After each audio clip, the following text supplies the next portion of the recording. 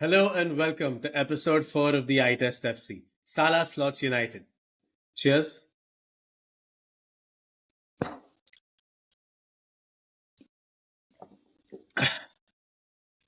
Not much has changed in the Premier League. Salah stat padding at Old Trafford once again. Luis Diaz showing shades of Sadio Mane. And Trent taking us back to 2014 with that Gerrard celebration. That was sadly disallowed. An aggregate of 28-6. Biggest rivalry? More like the biggest mockery in English football. The Arne Slot era has truly begun. But there's a bit of a change in our studio today. With Arjun spending quality time on his honeymoon, we are joined today by my special friend and United supporter, Manav Charadia. United, God.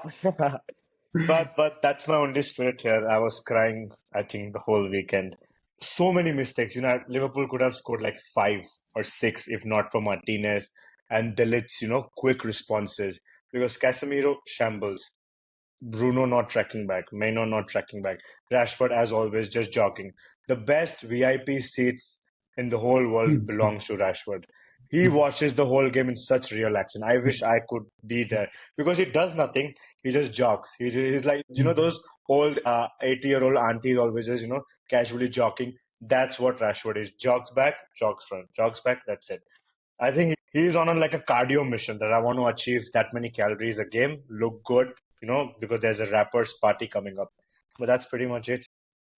But yeah, like as you mentioned, right? I think Casemiro was made to be the scapegoat. He was obviously in shambles and he was hooked at halftime. But I don't think he Yeah. was the only one who was bad. Like if you look at Kobe Mainu, I think he had a dreadful game, as you said, Rashford. And according to me, I don't think Martinez had the best game either. Like that could have easily been 4-0 right after 3-0 when he just gave the ball to Salah and Salah missed the goal. But speaking of the man himself, right? Like now, how many goals is he going to score at Old Trafford? I think such a splendid display by Liverpool with Diaz also. I don't know the transformation that he's had under Arne Slot. Just incredible. I feel with Mo Salah, right?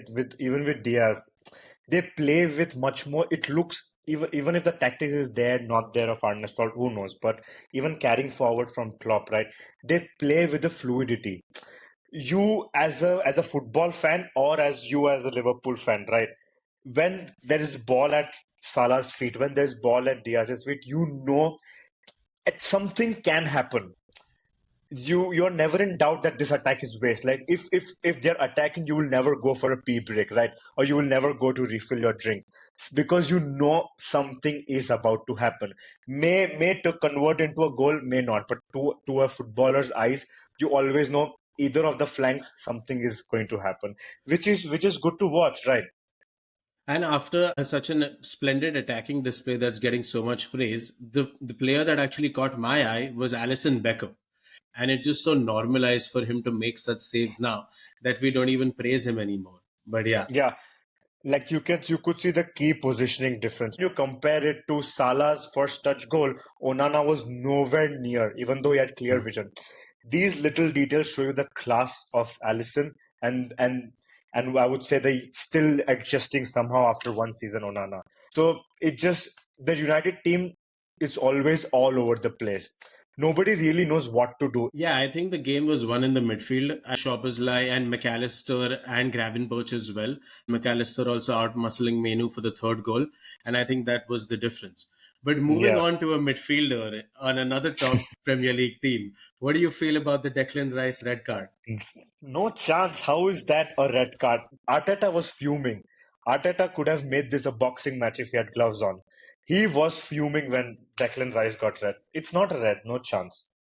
Yeah, I feel like the only benefit of doubt that I can give Chris Kavanagh is that Rice prevented a quick free kick, but he wasn't even looking at the Brighton player, right? And like it was just such a soft touch. And I mean, Arjun would have had a thing or two to say about Chris Yeah. Kavanagh as he did last week.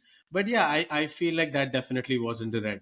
But speaking of the positives, I would like to mention Kai Havertz. I think Kai Havertz was working tirelessly. And I'd mentioned this on the first game week that his goal scoring record is going to have a shape on Arsenal's season. And I think he is really, at least it's just been 3 games, but he's performing really well in front of goal.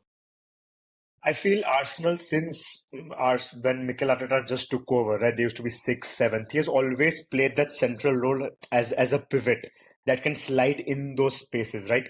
Takes the defender away, creates space for the winger, and they can cross in, pass back negative, and then he gets a first touch again.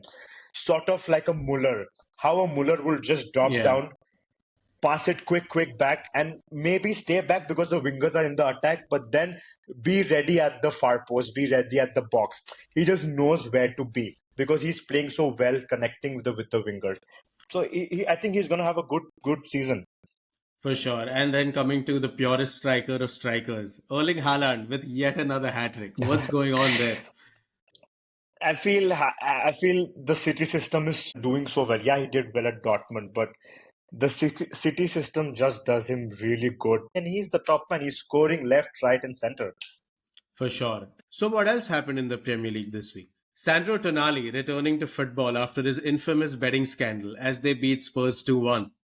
And let's not forget about Sancho back in the scene, back in football at Chelsea. Let's see how that goes.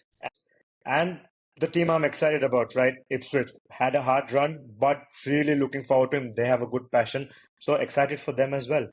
Bournemouth with an all-time classic, winning in stoppage time against Everton, which again makes me really happy. Villa and Brentford earning victories as well. We move on now to the eye test this week. So Manav, who's your player of the week?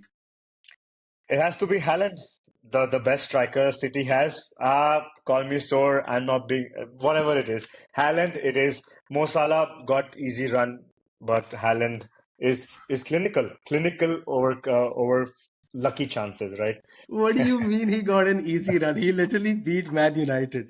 But yeah, Salah is gonna get my player of the week. What about your game of the week? Game of the week has to be Bournemouth Everton, right? Classic Premier League Yeah, game. yeah, for sure. Like 2 goals in stoppage time, that's an all-time classic. Yeah. What about your goal of the week? Oh, goal of the week has to be from Ipswich. Typical, like, got first touch, bang, in the top corner. It reminded me of the classic Rooney goal. Talking to the referee, got the ball, and goal. What about you? In terms of the overall play, actually, I think I'd go for Onana versus Leicester. I think they've tried that routine in front of Liverpool once, actually, and Allison cut them out. But this time it was so perfectly played into the midfielder, back into Onana, and then that was a splendid goal. Coming to our team of the week. Team of the week has to be Man City, as on point, always clinical, never a doubt. You can put any money on them; they're gonna give you good returns. But it's just Man City, proper team, proper tactics, always gets you the result. I think my favorite part about United fans these days is them butt licking City so that they don't have to praise Liverpool, which is so funny, right? It's my opinion, Man City, Man City. But no, my team of the week would be Liverpool. What's your surprise of the week? My surprise of the week has to be Davis. It's not really a surprise. The left back from Ipswich, right? He was nominated for the Player of the Year last season as well. So, but to do that in Premier League, carrying on the energy from last season and doing it that pace, I'm looking forward to seeing him more. That's interesting. Mine would actually be Kobe Mainu. Like, obviously, Casemiro got all the blame, but I don't think it was that big of a surprise. I think you saw shades of that last season as well. I think Mainu was absolutely dreadful, and he's just gotten away with it that I'd like to Yeah. highlight. So, yeah, my surprise would be Mainu. And now the biggest question: what's your iTest FC play of the week? Play of the week. Okay, now I cannot hide anymore. I have to give it to the Trent one because the the Oh, the, the pass, the whole play, and you could see the patterns of Arne Slot that everybody was in the perfect position. So I have to give it to that. yeah, like Van Dijk straight into Gravenberch, and the way he just turned, right? The way he turns Yeah, his yeah. body and just accelerates through Diaz with that slight touch. It was just so sadly disallowed. But yeah, it gave us that photo though with the camera kiss, which I think will be iconic regardless. And that's it for our game week. Let's move to another big topic that just closed, which was the transfer window. So, what are your top three signings of this For window? me, the best has been Solanke, right? Tottenham, since Kane has gone, were missing that centerpiece because Son and the wingers like to play with somebody guiding the ball, somebody, holding the ball while they make the runs. So I feel Solanke is so fluid, so good at the ball. He's going to make Son again better. And if they click that connection, brilliant. The other one will have to be Delit, proven. Yeah, there are some doubts with Munich, but proven. And then I'll have to go with, if I'm not wrong, Savinho from City, the one there. 26 number inherits from Mahrez, likes to cut back. We are going to get glimpse of great goals again. Yeah, I would say I would go with Savinho as well. I think, especially for the price, it was a quality signing. But speaking of price, Chiesa is a steal. It's been a year or two since he's been in his prime, what we saw Yeah. at Juve 2 years ago. But I just feel like if he can be integrated in this Liverpool side, it's also going to help Diaz prove himself more or act as a Mm-hmm. Salah backup. It's just a more complete forward line now. So I would go for Chiesa.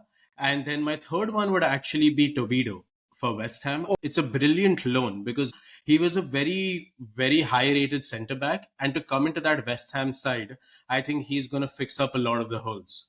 So that was our short segment on our top three signings of the window. But with the international break coming up, we've got a transfer window special lined up for you. I'm sure Arjun is going to have his views on Sterling to Arsenal, along with our updated season predictions. Thanks a ton again to our guest Manav Choradia for joining in. Hope you're in a United jersey next time and not a Madrid one to save face. And see you guys next week.